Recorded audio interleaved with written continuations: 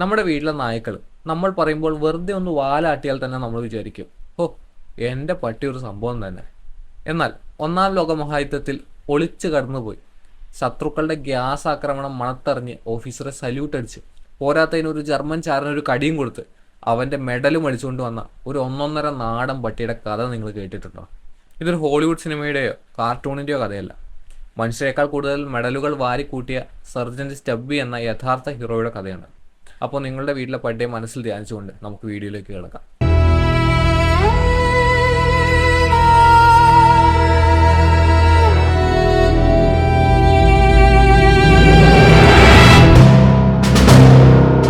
ഇത് നമ്മൾ സംസാരിക്കാൻ പോകുന്നത് ഒന്നാം ലോക മഹായുദ്ധത്തിൽ ഏറ്റവും കൂടുതൽ അംഗീകാരം ലഭിച്ച നായയായ സർജന്റ് സ്റ്റെബ്ബിയെ കുറിച്ചാണ്. 1914 മുതൽ 1918 വരെ കോടിക്കണക്കിന് ചെറുപ്പക്കാരാണ് ഒന്നാം ലോക മഹായുദ്ധത്തിന്റെ ഭീകരത അനുഭവിച്ചത്. ട്രെഞ്ചുകൾ, കാതടിപ്പിക്കുന്ന പീരങ്കി ശബ്ദങ്ങൾ, മെഷീൻ ഗണ്ണുകളുടെ മഴ, ഗ്യാസ് ആക്രമണങ്ങൾ മൂലമുള്ള മാരകമായ മൂടൽമഞ്ഞ്. അവരിൽ ഏകദേശം 1 കോടിയോളം പേര് ഒരിക്കലും വീട്ടിലേക്ക് മടങ്ങിയില്ല. എന്നാൽ ചെളിയിലും മഞ്ഞിലും ദുരിതത്തിലും കഷ്ടപ്പെടുമ്പോഴും ദശലക്ഷക്കണക്കിന് ആളുകൾക്ക് അവരുടെ ധീരരും വിശ്വസ്തരുമായ ഒരു പറ്റം കൂട്ടുകാരെ ആശ്രയിക്കാമായിരുന്നു. ഇരുപക്ഷത്തുമായി സേവനമനുഷ്ഠിച്ച ഏകദേശം 1.6 കോടി മൃഗങ്ങൾ സാധനങ്ങൾ എത്തിക്കാനും സന്ദേശങ്ങൾ കൈമാറാനും കാവൽ നിൽക്കാനും ഫസ്റ്റ് എയ്ഡ് നൽകാനും വരെ കുതിരകളെയും പ്രാവുകളെയും നായ്ക്കളെയും അവർ ഉപയോഗിച്ചു. ഇക്കാര്യത്തിൽ നായ്ക്കൾ വളരെ മിടുക്കരായിരുന്നു. അവർ ആയുധങ്ങളും സാധനങ്ങളും വഹിച്ചു, സന്ദേശങ്ങൾ കൊണ്ടുപോയി, ഫ്രഞ്ചുകളിലെ എലികളെ കൊന്നു, ശത്രുക്കളുടെ സ്കൗട്ടുകളെ കണ്ടെത്തി, കാവൽ നിന്നു. ഈ ശത്രുക്കൾക്കിടയിലുള്ള സ്ഥലത്ത്, അതായത് നോമാൻസ് ലാൻഡിൽ പരിക്കേറ്റ സൈനികരെ കണ്ടെത്താൻ 10,000-ഓളം നായ്ക്കൾക്ക് പരിശീലനം നൽകി. അവർ മേഴ്സി ഡോഗ്സ് എന്നറിയപ്പെട്ടു. റെഡ് ക്രോസ് വെസ്റ്റ് ധരിച്ച് അവർ ഫസ്റ്റ് എയ്ഡ് കിറ്റും വെള്ളവും പിന്നെ പരിക്കേറ്റ സൈനികരെ ആശ്വസിപ്പിക്കാൻ കുറച്ച് മദ്യവും കൊണ്ടുപോയി. ഇന്നത്തെ ടൈം ടേപ്സിൽ ഈ പറഞ്ഞ ജോലികളെല്ലാം ചെയ്ത ഒരു ചെറിയ നാടൻ നായയുടെ കഥയാണ് നിങ്ങൾക്ക് മുൻപിൽ എത്തിക്കാൻ ഞാൻ ആഗ്രഹിക്കുന്നത്. എന്നാൽ ഇതിലും രസകരമായ കാര്യം എന്താണെന്ന് വെച്ചാൽ, നമ്മുടെ ഈ സുഹൃത്തിനെ ആരും നിർബന്ധിച്ച് പിടിച്ചുകൊണ്ട് വന്നതല്ല, അവൻ സ്വയം സന്നദ്ധനായി വന്നതാണെന്ന് തന്നെ പറയാം. 1914 ജൂലൈ 28 യൂറോപ്യൻ രാജ്യങ്ങൾ മഹായുദ്ധത്തിന്റെ പടുകുഴിയിൽ പെട്ടുപോയിരുന്നു. 1917 മാർച്ച് ആയപ്പോഴേക്കും മിക്ക യുദ്ധമുഖങ്ങളിലും ഒരു സ്തംഭനാവസ്ഥ വന്നിരുന്നു. ട്രെഞ്ചുകളും ഷെല്ല് വീണ കുഴികളും അടക്കം ചെയ്യാത്ത മൃതദേഹങ്ങളും കൊണ്ട് ആ ഭൂഖണ്ഡം വികൃതമായിരുന്നു. 1917 April 6 American president Woodrow Wilson German സാമ്രാജ്യത്തിനെതിരെ യുദ്ധം പ്രഖ്യാപിച്ചു. അങ്ങനെ ഒരു അമേരിക്കൻ പര്യവേഷണ സേനയെ സംഘടിപ്പിച്ച് പരിശീലിപ്പിച്ചു. അതിലെ സൈനികരെ ഡൗ ബോയ്സ് എന്നാണ് വിളിച്ചത്. ഇനി ഈ വീഡിയോ തുടരുമ്പോഴും അവരെ ഡൗ ബോയ്സ് എന്ന് തന്നെയായിരിക്കും ഞാൻ വിളിക്കുക. കണക്റ്റിക്കട്ടിലെ ന്യൂ ഹേവനിലുള്ള ക്യാമ്പ് എയിലായിരുന്നു ഡൗ ബോയ്സിന്റെ ഒരു പരിശീലന കേന്ദ്രം.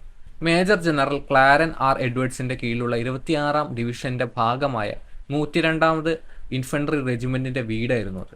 സൈനികർ യുദ്ധത്തിനായി പരിശീലനം നടത്തിക്കൊണ്ടിരിക്കുക എവിടെ നിന്നോ വളരെ വ്യത്യസ്തനായ ഒരു പുതിയ റിക്രൂട്ട് അവിടെ എത്തി. സ്നേഹമുള്ള കണ്ണുകളും കൂർത്ത മൂക്കുമുള്ള ഒരു നാടൻ നായ ആ ക്യാമ്പിലേക്ക് കയറി വന്നു.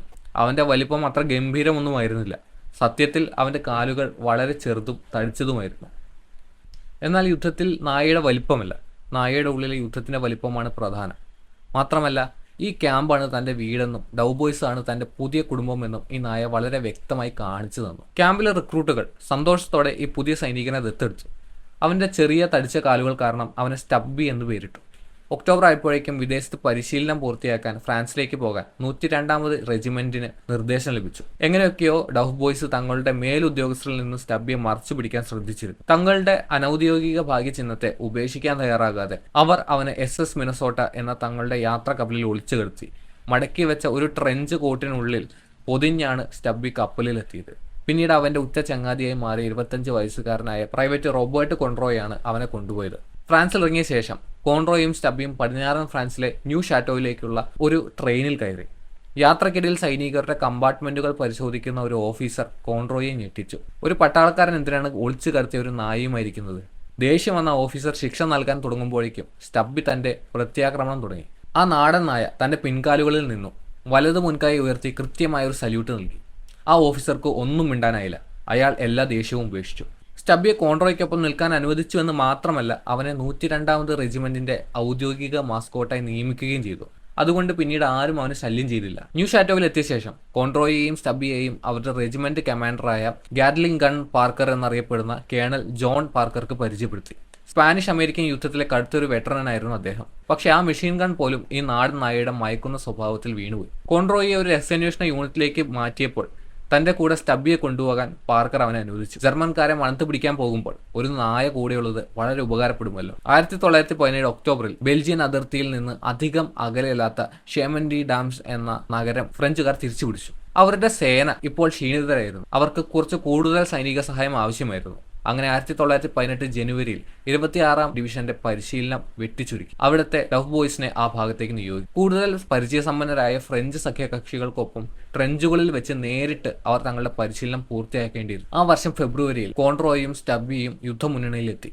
വെസ്റ്റേൺ ഫ്രണ്ടിലെ താരതമ്യേന ശാന്തമായ ഒരു സ്ഥലമായിരുന്നു. കുറഞ്ഞത് പുറമേ നോക്കുമ്പോഴെങ്കിലും അങ്ങനെയായിരുന്നു. മാർച്ചിൽ മാത്രം വിഷവാതക ആക്രമണങ്ങളിൽ നിന്ന് 102-ാമത് റെജിമെന്റിന് 446 പേരെ നഷ്ടപ്പെട്ടു. ആദ്യത്തെ ആക്രമണം ഉണ്ടായത് മാർച്ച് 17-നാണ്. ഭാഗ്യവച്ചാൽ പ്രൈവറ്റ് കോൺട്രോയ് മുൻകൂട്ടി പ്ലാൻ ചെയ്ത് സ്റ്റബിക്ക് വേണ്ടി പ്രത്യേകമുണ്ടാക്കിയ ഒരു ഗ്യാസ് മാസ്ക് തയ്യാറാക്കിയിരുന്നു. ആ ഭീകരമായ പുക ട്രെഞ്ചുകളിലേക്ക് ഇറങ്ങി വന്നപ്പോൾ സ്വന്തം ബങ്കറിൽ ഒളിക്കാൻ കോൺട്രോയ് തന്റെ ചങ്ങാതിയോട് നിർദ്ദേശിച്ചു. സ്റ്റബി പെട്ടെന്ന് തന്നെ ആ അനുഭവത്തിൽ നിന്ന് പിടിച്ചു. ക്ലോറിൻ, ഫോസ്ജിൻ, മസ്റ്റാർഡ് ഗ്യാസുകളുടെ ചെറിയ മണം പോലും ആദ്യം തിരിച്ചറിയാനുള്ള ഒരു കഴിവ് അവൻ വികസിപ്പിച്ചെടുത്തു. 102-ാമത് റെജിമെന്റിനെതിരെ ജർമ്മൻകാർ കടുത്ത ഗ്യാസ് ആക്രമണം നടത്തിയപ്പോൾ വരാനിരിക്കുന്ന അപകടത്തെക്കുറിച്ച് തന്റെ സുഹൃത്തുക്കൾക്ക് മുന്നറിയിപ്പ് നൽകിക്കൊണ്ട് സ്റ്റബി ഉച്ചത്തിൽ കുരച്ചു.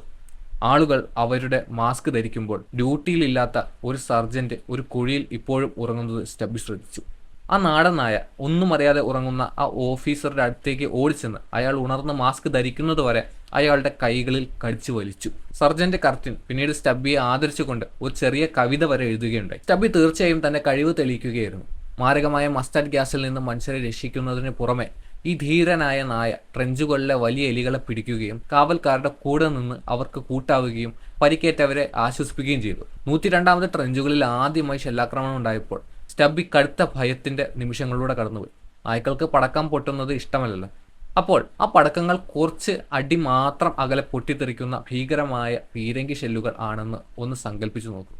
എന്നാൽ അവൻ വൈകാതെ തന്നെ പീരങ്കികളുടെ കാതടിപ്പിക്കുന്ന ശബ്ദങ്ങളോടും പൊട്ടിത്തെറികളോടും പൊരുത്തപ്പെട്ടു. മാത്രമല്ല, നായ്ക്കളുടെ ആ അമാനുഷികമായ കേൾവിശക്തി കാരണം വരാനിരിക്കുന്ന ബോംബാക്രമണങ്ങളുടെ ചൂളമടി ശബ്ദം വരെ നേരത്തെ തന്നെ കേൾക്കാൻ നമ്മുടെ ചങ്ങാതിക്ക് കഴിഞ്ഞു. ഭ്രാന്തമായി കുരച്ചുകൊണ്ട് അവൻ ഡഫ് ബോയ്സിന് മുന്നറിയിപ്പ് നൽകും. അതുകൊണ്ട് അവർക്ക് ഒളിക്കാൻ കൂടുതൽ സമയം ലഭിച്ചു. സംശയമില്ലാതെ തന്നെ അവൻ ഒരുപാട് ജീവനുകൾ രക്ഷിച്ചു. മാർച്ച് 21-ന് ജർമ്മൻ സൈന്യം അവരുടെ വസന്തകാലത്തുള്ള ആക്രമണം തുടങ്ങിയിരുന്നു. വെസ്റ്റേൺ ഫ്രണ്ട് തകർക്കാനുള്ള ഒരു ശ്രമമായിരുന്നു അത്. ഏപ്രിൽ 20-ന് ജർമ്മൻ ട്രെഞ്ച് ആക്രമണകാരികൾ 102-ാമത് റെജിമെന്റ് കാവൽ നിന്നിരുന്ന സ്ഥലം പിടിച്ചെടുക്കുകയും ഷെയ്സ്പ്രേ എന്ന ഗ്രാമത്തിലേക്ക് നീങ്ങുകയും ചെയ്തു. കോൺട്രോയും സ്റ്റെബിയും പിന്നിൽ നിന്ന് പ്രതിരോധിക്കുകയായിരുന്നു. എന്നാൽ ഗ്രാമം തിരിച്ചു പിടിക്കാൻ സഹായിക്കാൻ അവർക്ക് നിർദ്ദേശം ലഭിച്ചു. 102-ാമത് റെജിമെന്റ് വിജയകരമായി ജർമ്മൻകാരെ അവരുടെ പഴയ സ്ഥാനത്തേക്ക് തന്നെ തുരത്തി. ഫ്രഞ്ച് പീരങ്കികൾ ബാക്കി പണിയും തീർത്തു. അങ്ങനെ ആക്രമണകാരികൾ പിൻവാങ്ങാൻ നിർബന്ധിതരായി. കോൺട്രോയും സ്റ്റബിയും തങ്ങളുടെ പഴയ സ്ഥാനത്തേക്ക് തന്നെ വീണ്ടും തമ്പിളിച്ചു. അടുത്ത ദിവസം രാവിലെ ശാന്തമായിരുന്നു. ഇപ്പോൾ നിശബ്ദമായ ആ നോമാൻസ് ലാൻഡിലൂടെ ഒന്ന് നടക്കാൻ സ്റ്റബി തീരുമാനിച്ചു. പെട്ടെന്ന് ഒരു ശത്രു ഷെൽ പൊട്ടിത്തെറിച്ചു. ഒരുപാട് ശീലുകൾ അവിടെ ചിതറിത്തെറിച്ചു. ട്രെഞ്ചിൽ നിന്ന് കോൺട്രോയ്ക്ക് സ്റ്റെബിയുടെ ഉച്ചത്തിലുള്ള വേദനയോടെയുള്ള കുര കേൾക്കാമായിരുന്നു. പരിക്കേറ്റ ഒരു നായയുടെ ശബ്ദത്തേക്കാൾ മോശമായി മറ്റൊന്നുമില്ല. നമ്മൾ നമ്മുടെ നായയുടെ കാലിൽ അറിയാതെ ഒന്ന് ചവിട്ടുമ്പോൾ തന്നെ നമുക്ക് ഭയങ്കര സങ്കടം തോന്നില്ലേ? അതുപോലെയാണിത്. ട്രെഞ്ചുകളിൽ ഇരുന്ന് കോൺട്രോയ്ക്ക് സ്റ്റെബിയുടെ ഉച്ചത്തിലുള്ള നിലവിളി കേൾക്കാമായിരുന്നു. ആ സൈനികൻ ട്രെഞ്ചിൽ നിന്ന് പുറത്തു വന്ന് തന്റെ സുഹൃത്തിനെ കെട്ടിപ്പിടിച്ചു. അവന്റെ നെഞ്ചിലും ഇടതു മുൻകാലിലും പരിക്കേറ്റതായി ഭീതിയോടെ അവൻ മനസ്സിലാക്കി. ആർമി സർജന്മാർ തങ്ങളുടെ മാസ്കോട്ടിനെ രക്ഷിക്കാൻ പരമാവധി ശ്രമിച്ചു. അത്ഭുതകരമെന്ന് പറയട്ടെ, ജൂൺ മാസത്തോടെ സ്റ്റബി പൂർണ്ണമായും സുഖം പ്രാപിച്ചു. ജൂലൈയിൽ അവനും കോൺട്രോയും വീണ്ടും ഡ്യൂട്ടിയിലേക്ക് മടങ്ങിയെത്തി. ശത്രുനിരകൾക്കെതിരെ അവർ മുന്നേറുമ്പോൾ ഉയർന്നു നിൽക്കുന്ന ഗോതമ്പ് പാടങ്ങൾക്കിടയിലൂടെ മാർച്ച് ചെയ്യുമ്പോൾ നിരവധി ഡഫ് ബോയ്സിന് മെഷീൻ ഗൺ, പീരങ്കി ആക്രമണങ്ങളിൽ പരിക്കേറ്റു. അവരുടെ പരിക്കേറ്റ ശരീരങ്ങൾ ആ പാടങ്ങളിൽ നിന്ന് അപ്രത്യക്ഷമായി. സ്റ്റബി വീണ്ടും തന്റെ കഴിവ് തെളിയിച്ചു. അവന്റെ മണം പിടിക്കുവാനുള്ള കഴിവ് കാരണം പരിക്കേറ്റ തന്റെ സഹപ്രവർത്തകരെ കണ്ടെത്താൻ ഈ ചെറിയ ഡോക്ടർക്ക് കഴിഞ്ഞു. ഫസ്റ്റ് എയ്ഡ് കിറ്റ് കൊണ്ടുപോയി. വിലപ്പെട്ട ആശ്വാസം നൽകി. പിന്നെ തീർച്ചയായും കുറച്ച് മദ്യവും നൽകിയ ശേഷം മനുഷ്യരുടെ സഹായം കൊണ്ടുവരുവാൻ അവൻ ഓടുമായിരുന്നു. അങ്ങനെ വീണ്ടും അവൻ ഒരുപാട് ജീവനുകൾ രക്ഷിച്ചു. 26-ാമത് ഡിവിഷൻ മുഴുവൻ അവരുടെ മുന്നേറ്റം തുടർന്നു. ജൂലൈ 10-ഓടെ അവർ മാർനെ നദി തീരത്തുള്ള ഷാറ്റോ തിയേറി നഗരത്തിലെത്തി. അമേരിക്കക്കാരുടെയും തീർച്ചയായും അവരുടെ ഓമനത്വമുള്ള മാസ്കോട്ടിന്റെയും വരവ് നാട്ടുകാർ ആഘോഷിച്ചു. എന്നാൽ സ്റ്റബിയുടെ ഉച്ചത്തിലുള്ള കുര കാരണം ആ ആഘോഷങ്ങൾ തടസ്സപ്പെട്ടു. മറ്റൊരു ഗ്യാസ് ഷെൽ ആക്രമണത്തിനുള്ള മുന്നറിയിപ്പാണ് തന്റെ ചങ്ങാതി നൽകുന്നതെന്ന് കോൺട്രോയ്ക്ക് മനസ്സിലായി. സൈനികർ ഉടൻ തന്നെ അവരുടെ മാസ്ക് ധരിക്കുകയും ജനങ്ങളെ സുരക്ഷിതമായ സ്ഥലങ്ങളിലേക്ക് മാറ്റുകയും ചെയ്തു. സ്റ്റബ്ബി വീണ്ടും ഒരുപാട് ജീവനുകൾ രക്ഷിച്ചു. ഏതാണ്ട് ഉറപ്പായ മരണത്തിൽ നിന്ന് തങ്ങളെ രക്ഷിച്ചതിനുള്ള നന്ദി സൂചകമായി ഷാറ്റോ തിയറിയിലെ സ്ത്രീകൾ സ്റ്റബ്ബിക്ക് അവൻ്റേതായ ഒരു യൂണിഫോം സമ്മാനിച്ചു.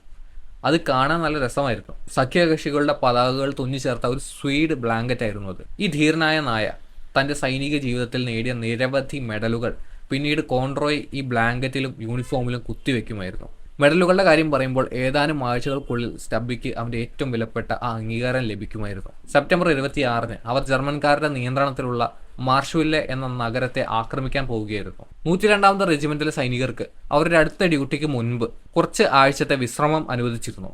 സെപ്റ്റംബർ 26 അവർ ജർമ്മൻകാരുടെ നിയന്ത്രണത്തിലുള്ള മാർഷ്വില്ലെ എന്ന നഗരത്തെ ആക്രമിക്കാൻ പോവുകയായിരുന്നു. സഖ്യകക്ഷികളുടെ പ്രധാന ആക്രമണമായ മ്യൂസ് ആർഗോൺ ഒഫൻസീവിൽ ഒഫൻസീവ് എന്ന് പറയുമ്പോൾ 1-ാം ലോകമഹായുദ്ധത്തിൽ അമേരിക്കൻ പരിവേഷണ സേനയ്ക്ക് നേരിടേണ്ടി വന്ന അവസാനത്തെയും ഏറ്റവും വലുതും ഏറ്റവും കൂടുതൽ ആളുകൾ കൊല്ലപ്പെട്ടതുമായ പോരാട്ടമായിരുന്നു മ്യൂസ് ആർഗോൺ ഒഫൻസ്.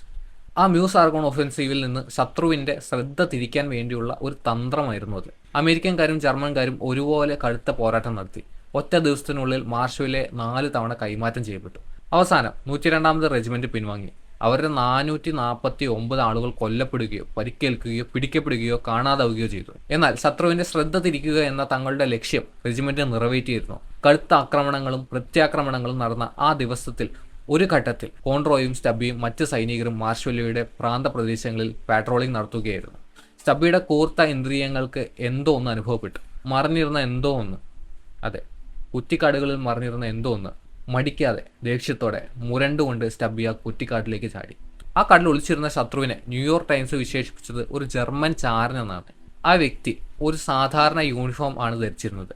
അതുകൊണ്ട് തന്നെ അമേരിക്കക്കാരെ ചാരപ്പണി ചെയ്യുന്ന ഒരു സ്കൗട്ട് എന്ന് അദ്ദേഹത്തെ വിളിക്കുന്നതായിരിക്കും കൂടുതൽ ശരി.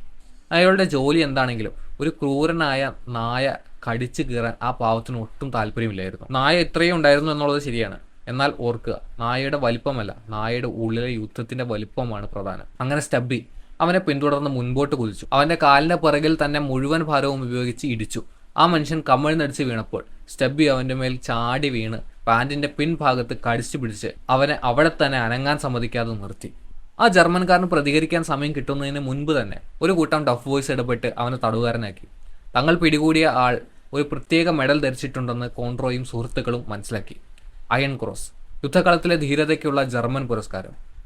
അധിക നേരം അത് അവനുണ്ടായിരുന്നില്ല. കാരണം അവരത് അവനിൽ നിന്ന് അഴിച്ച് സ്റ്റബ്ബിക്ക് നൽകുകയും അവൻ്റെ യൂണിഫോമിൽ കുത്തിവെക്കുകയും ചെയ്തു. ഹിസ്റ്ററി ക്ലാസ്സിൽ കയറിയിട്ടുള്ള എല്ലാവർക്കും അറിയാം 1-ാം ലോകമഹായുദ്ധം 1918 നവംബർ 11 അവസാനിക്കുമെന്ന്. തീർച്ചയായും സഖ്യകക്ഷികൾക്കോ ജർമ്മൻകാർക്കോ അതറിയില്ലായിരുന്നു. അതുകൊണ്ട് തന്നെ ഒക്ടോബർ മുഴുവനും നവംബർ ആദ്യവും അവർ പരസ്പരം ദുരിതങ്ങൾ സമ്മാനിച്ചുകൊണ്ടിരുന്നു. സത്യത്തിൽ യുദ്ധത്തിന്റെ അവസാനത്തെ 3 ആഴ്ചകൾ സ്റ്റബ്ബിക്കും സുഹൃത്തുക്കൾക്കും ശരിക്കും ദയനീയമായിരിക്കണം. തുടർച്ചയായ മഴയത്ത് കുറഞ്ഞ ഭക്ഷണവും അഭയമില്ലാത്ത 3 ആഴ്ച പോരാടിയ ശേഷം പുരുഷന്മാർ തളർന്നിരുന്നു. അവർക്ക് നിരന്തരം ഗ്യാസ് ഷെല്ലാക്രമണങ്ങൾ നേരിടേണ്ടി വന്നു. നവംബറിൽ മാത്രം 26-ാം ഡിവിഷനിൽ 400-ലധികം ആളുകൾ കൊല്ലപ്പെടുകയോ പരിക്കേൽക്കുകയോ ചെയ്തു. ഏകദേശം 500 പേർക്ക് ഗ്യാസ് ആക്രമണമേറ്റു. ഭാഗ്യവശാൽ നമ്മുടെ 2 ചങ്ങാതിമാരായ കോൺട്രോയും സ്റ്റബ്ബിയും യുദ്ധം അവസാനിക്കുന്ന ദിനം വരെ യാതൊരു കുഴപ്പവുമില്ലാതെ പിടിച്ചു നിന്നു. 26-ാം ഡിവിഷനിലെ സൈനികരും സ്റ്റബ്ബിയും 1919 മാർച്ചിൽ നാട്ടിലേക്ക് മടങ്ങുമായിരുന്നു. എന്നാൽ ഇതിനു മുൻപ് അവർ ഫ്രാൻസിൽ ഒരുപാട് വിജയ പരേഡുകൾ ആസ്വദിച്ചു. മെഡലുകൾ കൊണ്ട് മൂടി അഭിമാനത്തോടെ കോൺട്രോയ്ക്കൊപ്പം മാർച്ച് ചെയ്യുന്ന സ്റ്റബ്ബിയെ കാണാമായിരുന്നു. അപ്പോഴേക്കും അവനൊരു സെലിബ്രിറ്റിയായി മാറുകയും സർജന്റ് സ്റ്റബ്ബി എന്ന് അറിയപ്പെടുകയും ചെയ്തു. അവനൊരിക്കലും ഔദ്യോഗികമായി ഒരു പ്രൊമോഷൻ ലഭിച്ചിട്ടില്ലെങ്കിലും അവനത് കിട്ടേണ്ടതായിരുന്നു. കാരണം അവനൊരു ജർമ്മൻ ചാരനെ പിടികൂടുകയും അവൻ്റെ അയൺ ക്രോസ് മോഷ്ടിക്കുകയും ചെയ്തല്ലോ. നാട്ടിൽ തിരിച്ചെത്തിയ ശേഷം സ്റ്റബ്ബി അമേരിക്കൻ ലീജിയൻ എന്ന യുദ്ധവീരന്മാരുടെ സംഘടനയിൽ ചേർന്നു. അവരുടെ പരേഡുകളിലും കൺവെൻഷനുകളിലും പങ്കെടുത്തു.